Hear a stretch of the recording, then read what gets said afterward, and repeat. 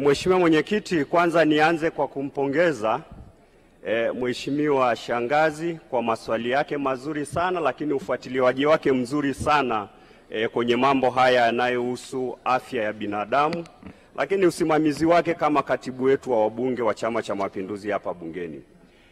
Kwanza swali lake la kwanza ni swala la kwamba madawa sasa hivi tunazalisha ndani ya nchi 4% tu. Ni kweli kwa miaka mitatu iliyopita unachokisema kilikuwa kweli, lakini nataka nikuhakikishie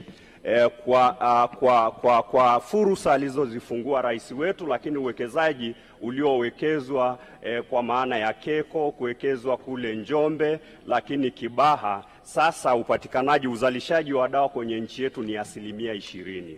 Na nataka kuambia baada ya muda itaendelea kuongezeka. Kwa hiyo hicho unachosema 4% ni kweli, lakini kwa miaka mitatu iliyopita sasa tuko kwenye 20%, kwa hiyo kuna progress.